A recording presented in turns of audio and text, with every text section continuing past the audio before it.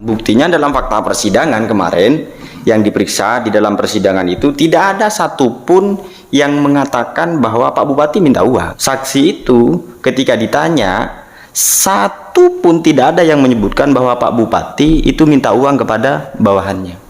Kalau tidak meminta uang, terus menurut keterangan dari saksi kunci tersebut, ini siapa yang meminta uang kepada sejumlah kepala dinas? Jadi kemarin dalam fakta persidangan itu dari beberapa pertanyaan bahkan itu diulang-ulang sama kita, baik sama jaksa, majelis hakim, kami. Siapa yang memerintahkan untuk meminta uang itu tidak bisa menjawab.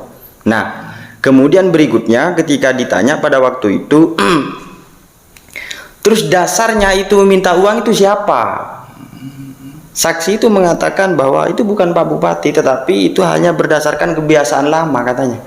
Loh, kalau berdasarkan kebiasaan lama kan tidak bisa dijadikan alat bukti bahwa Pak Bupati itu minta uang kan begitu. Kalau menurut Mas Bahir, siapa sih yang harus ditangkap dalam kasus asesmen lelang jabatan? Yang pertama, kalau menurut keterangan saksi ahli, kalau kemarin penyidikan juga mendatangkan saksi ahli yang bertanggung jawab itu, misalnya kayak Pak Ketua DPR, kemudian Pak Sekda, Pak PLT, itu yang bertanggung jawab sih sebenarnya. Itu berdasarkan keterangan saksi ahli yang ada di dalam BAP itu, karena itu bagian dari orang yang mengetahui termasuk terjadinya perkumpulan yang ada di rumah wakil Bupati Bangkalan itu, dalam hal ini adalah Pak PLT yang sekarang, karena di situ terjadi sebuah kalau berdasarkan saksi yang kemarin itu adalah rembukan masalah uang yang nominalnya hampir 2M itu, kalau nggak salah sekitar 1M500 itu uang yang terkumpul kemudian disetor itu, yang nominalnya sampai 1M setengah itu. Itu disetor ke? Itu yang disetor lagi-lagi bukan ke Pak Bupati. Oh, gitu. Iya, bukan kepada Pak Bupati, Pak. Kalau seandainya itu memang disetor ke Pak Bupati, itu kan berarti kan sudah jelas bahwa ini loh bukti fisiknya Pak Bupati menerima, kan begitu. Nah, ini kan tidak ada. Saksi kunci tersebut menyebut nama nggak? Nama iya jelas itu. Disetor kepada siapa? Disetor kepada siapa itu sudah jelas. Nah, habis dari perkumpulan itu, dari 9 orang itu terjadilah nggak tahu kesepakatan itu seperti apa, tapi uang yang 1M itu ketika terkumpul kemudian diantarkan ke rumah Ketua DPRD Bangkalan, bukan kepada Pak Bupati itu saksi itu, dan itu yang mengantarkan sendiri itu. Itu keterangan dari saksi kunci. Iya, itu dalam persidangan itu bukan atas nama saya, itu bukan atas kami sebagai kuasa hukum, menurut kuasa hukum, bukan, itu sudah fakta dalam persidangan. Mas Bahir sudah pegang itu nama-nama yang akan dibidik oleh KPK? Pegang yang semua. Terlibat dalam hal ini? Iya, pegang. Ini kan nama-nama pejabat semua yang di Bangkalan ini. Sementara kesimpulan saya begini dalam wawancara ini, Bapak Bupati ini menurut keterangan dari kuasa hukum adalah sebagai korban. Iya, lebih tepatnya begitu. Tapi kenapa statusnya tersangka dan ditangkap oleh KPK?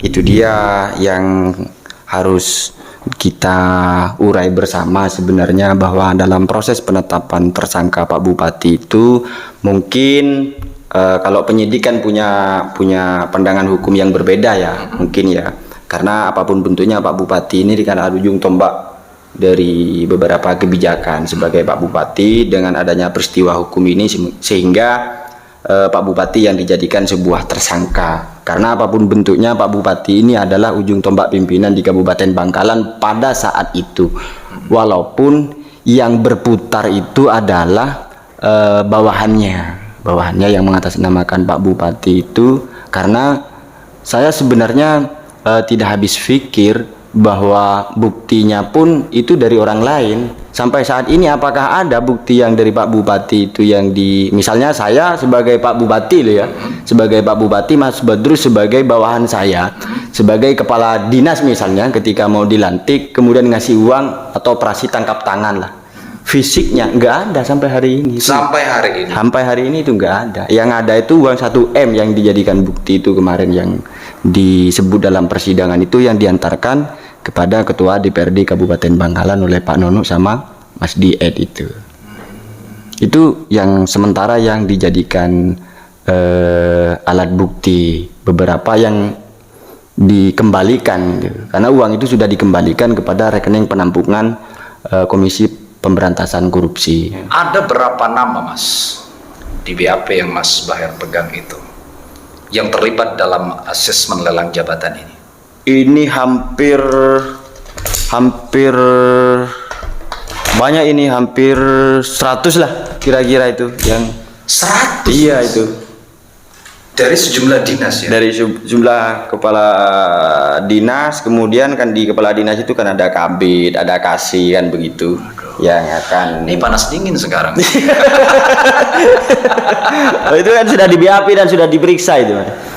Orang-orang yang terlibat. Ya tidak hanya dari kabin lah, orang-orang terdekatnya Pak Bupati itu juga sudah di BAP. Oke, baik. Pembelaan apa yang Mas Baher lakukan dalam kasus asesmen lelang jabatan terhadap ex Bupati Bangkalan? Ya, kami tetap akan mengupayakan bahwa Pak Bupati itu dalam konteks ini tidak pernah menerima uang. Itu bagian dari pembelaan kami dan itu yang akan kita buktikan nanti dalam proses persidangan. Bukti sudah pegang dong? Sudah ada. Kalau urusan bukti itu kan tidak bisa di sini nantilah di dalam persidangan. Oke. Kalau misalnya Pak Bupati sudah tertangkap tangan, menerima uang sekian, itu kan sudah terbukti namanya. Nah, sampai saat ini kan masih belum ada itu. Oke.